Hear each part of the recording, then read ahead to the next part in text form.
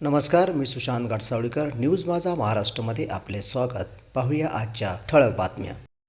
सर्वात प्रथमतः आपल्या माध्यमातून लोणावळ्याच्या आणि तालुक्याच्या जनतेला स्पष्टपणे आमची भूमिका त्या ठिकाणी सांगतो की ज्या दिवशी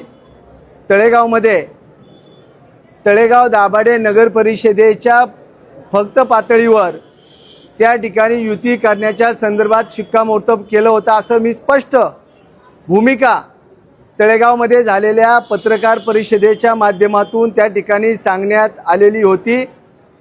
लोणावळा शहर आणि वडगाव नगरपंचायत याबाबत लोणावळा शहरातील स्थानिक नेते त्या ठिकाणच्या पातळीवर जो निर्णय घेईल तो भारतीय जनता पक्षाचा निर्णय असेल. वडगावचा निर्णय देखील स्थानिक पातळीवर घेतला जाईल आणि त्या पद्धतीचा असेल असं आम्ही स्पष्ट सांगितलेलं आहे.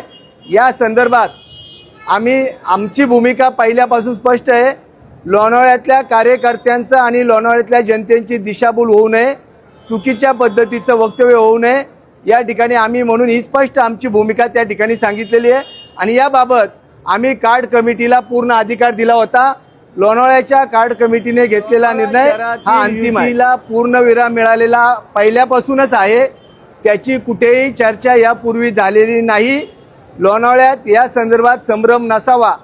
युतीच्या संदर्भात फक्त तळेगावच्या बाबतीत वरिष्ठ पातळीवरून जर निर्णय झाला तर त्या ठिकाणी ठीक, नाही तर उद्यापर्यंत तळेगावची भूमिका स्पष्ट असेल हे आमची त्या ठिकाणी सांगितलेलं आहे.